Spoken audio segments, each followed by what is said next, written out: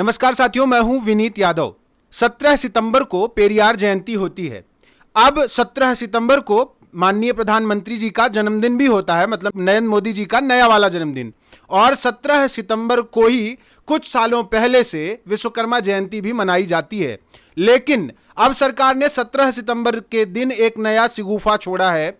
विश्वकर्मा श्रम सम्मान योजना लाई है, जिसके तहत पिछड़ों को अति पिछड़ों से, दलितों को महादलितों से, मतलब बेसिकली पिछड़ों और दलितों को बांटने की एक साजिश है, लड़ाने की साजिश है। उस पूरे मुद्दे पर हमारे साथ स्वामी प्रसाद मौर्य जी हैं, इनसे बात करेंगे। और आखिर इस पूरी योजना के पीछे भाजपा की क्या नीयत है?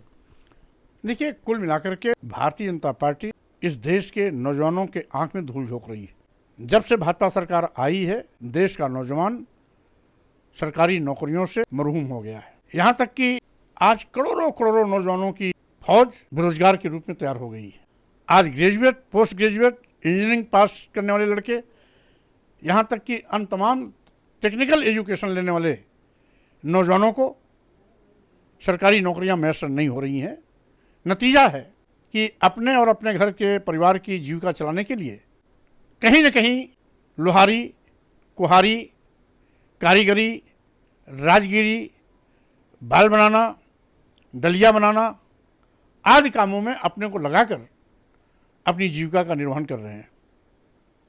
माननीय प्रधानमंत्री जी को इन नौजवानों को सरकारी नौकरियां देने के बजाय आज उनकी मजबूरी का माहौल उड़ाया जा रहा है और साथ ही साथ पुश्तैनी कारोबार की ओर जाने के लिए उनको मजबूर किया जा रहा है। आज देश के नौजवानों की प्रतिभा का इससे भद्दा मजाक कोई दूसरा नहीं हो सकता। यही नहीं, इस देश में अनुसूचित जात, अनुसूचित जनजाति और पिछड़े वर्गों को उनको अपने पुश्तैनी काम में ही समेटने की कोशिश की जा रही है, जिससे कि वह सत्ता शासन में भागीदार बनने का सपना छोड़ दें। उनके लड़के भी पढ़ लिख करके doctor, engineer, professor, advocate, IAS, IPS, PCS, PCS J की नौकरियों में जाने का सपना देखना छोड़ दें। अपने बाप दादा के जमाने से चले आ रहे पुश्तैनी काम को करने के लिए मजबूर हो जाएं और डाक टिकट जारी करके इस देश के नौजवानों की प्रतिभा का मजाक उड़ाया गया। ये सरकार की एक सोची समझी साजिश है, जिसके तहत इस देश के दलितों को, पिछड़ों को, आदिवासियों को साजिश के तहत अपने पुश्तैनी कारोबार में लगाए रखने के लिए उनको मजबूर किया जा रहा है। ये 17 सितंबर को ही ऐसा क्यों? पेरियार जयंती है, एक ऐसा व्यक्ति, एक ऐसी हस्ती जिसने द्रविड़ियन आंदोलन के जरिए पूरे देश के दलितों पिछड़ों को एक दिशा दी। हिंदी पट्टी के क्षेत्रों में जब पेरियार के बारे में जागरूकता थोड़ी फैलने लगती है, तो तमाम तरीके के ऐसी योजनाएं हर साल नए नए शिगूफे 17 सितंबर को ही क्यों छोड़ती है सरकार? ये जब भी बहुजन समाज के किसी महापुरुष का कोई बड़ा आयोजन होता है, उस दिन भारतीय जनता पार्टी जानबूझ करके साजिश और तिक्रम के तहत इस प्रकार के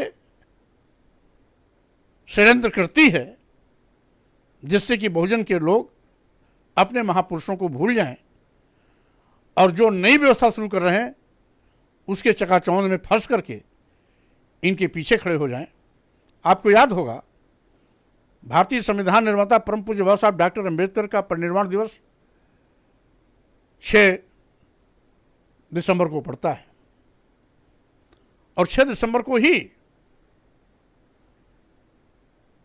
बाबरी मस्जिद तोड़ी गई थी। इसीलिए कि लोग बाबरी मस्जिद तोड़े जाने और राम जन्मभूमि का जिक्र ज़्यादा करें, बाबा साहब डॉक्टर अम्बेडकर के परिनिर्वाण दिवस में जाना भूल जाएं।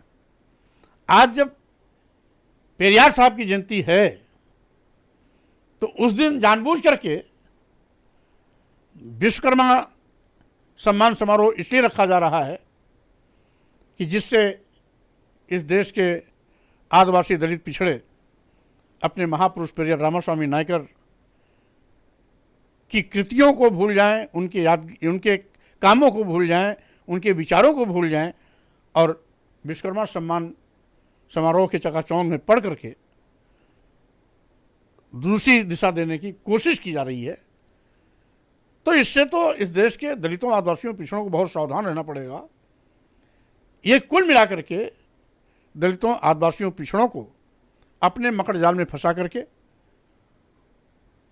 कभी उनके वोट के लालच में हिंदू की दुहाई दे करके हिंदू मुसलमान का कार्ड खेलेंगे, कभी हमारे महापुरुषों के नाम पर दूसरा कार्यक्रम आयोजित करके हमारे महापुरुषों के सम्मान के साथ खिलवाड़ करेंगे, और कभी इस देश के दलितों, आदिवासियों, पिछड़ों को भटकाने के लिए इस प्रकार के नए नए तिकड़म और साजिश का शिकार बना करके दलितों, आदिवासियों और पिछड़ों को अपने पाले में लाने का षड्यंत्र करते रहते हैं। इसीलिए मैं सावधान कर रहा हूँ इस देश के आदिवासियों, दलितों और पिछड़ों को कि यहाँ के यथास्थितिवादी ताकतों से उनको सावधान रहना है। भारतीय जनता पार्टी देश के नौजवानों के विश्वास के साथ विश्वासघात कर रही है, उनके प्रतिभा का मजाक उड़ा रही है। इसलिए देश का नौजवान भी सावधान रहे। और जो आज 9 साल के कार्यकाल में भाजपा सरकार पूरी तरीके से असफल साबित हुई है, उस पर पर्दा भी डालने की ये नाकाम कोशिश है कि जिस तरीके से आज देश का करोड़ों करोड़ नौजवान बेरोजगार हुआ है, महंगाई से जनता की कमर टूट चुकी है, किसान त्राहि त्राहि कर रहा है, लाभकारी मूल्य दिलाने का वादा करने वाले लोग लाभकारी मूल्य तो नहीं दिला पाए। अलबत्ते जब किसान का उत्पाद तैयार होता है तो सरकारी क्रय नाराज हो जाते हैं। वहीं पर जीएसटी के माध्यम से व्यापारियों का भी शोषण हो रहा है। अब तो जीएसटी से संबंधित प्रकरण को ईडी को सौंप करके और भी उनके तबाही का रास्ता ये सरकार तय कर दे रही है। ये पहली सरकार है जो लोकतंत्र को ख़त्म करने पर आमादा है। यही कारण है कि विपक्षी नेताओं के खिलाफ ईडी, सीबीआई इनकम टैक्स का दुरुपयोग कर रही है। यही नहीं, संविधान की कसम खाने वाले प्रधानमंत्री, मुख्यमंत्री लोग आज संविधान द्वारा प्रदत्त SC, ST, OBC के आरक्षण को मटियामेट कर रहे हैं, शून्य और प्रभावी करते जा रहे हैं, निष्प्रभावी करते जा रहे हैं। वहीं पर देश बेचने का भी पाप कर रहे हैं। आज देश के जितने भी बड़े बड़े लाभ के संस्थान थे, चाहे देश के सभी बंदरगाह रहे हों, सभी एयरपोर्ट रहे हों, एयर इंडिया रहा हो, सभी रेलवे स्टेशन रहे हों, या कई दर्जन ट्रेनें रही हों, वो सब अपने चहेते उद्योगपतियों के हवाले कर दिया है।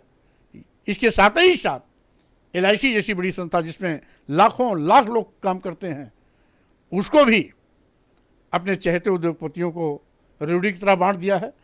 तो इस तरीके से इनके जितने भी आज असफलताएं हैं वो भाजपा सरकार के सर पर चढ़ करके बोल रही हैं, तो उससे भी ध्यान हटाने के लिए तरह तरह की इस प्रकार के नौटंकी का सहारा भाजपा ले रही है। मतलब रोजगार के सारे संसाधन बेच के स्वरोजगार की नौटंकी कर रहे हैं। हम आपको एक तस्वीर दिखा रहे हैं, जो बातें मंत्री जी ने कही, इस तस्वीर को गौर से देखिए। 3 तस्वीरें हैं।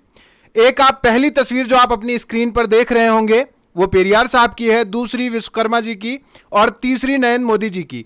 इस तस्वीर में दिख रही समानता से क्या आपको किसी साजिश की बू नहीं आती? नहीं आती तो फिर से गौर से देखिए और हमारे कमेंट बॉक्स में बताइए कि जो बातें आपने सुनी और जो ये तस्वीर देखी है इसका क्या मायने है और दलित पिछड़ों के लिए 17 सितंबर का क्या महत्व है। बाकी बने रहिए हमारे साथ। चैनल को सब्सक्राइब नहीं किया तो सब्सक्राइब जरूर करिए। धन्यवाद।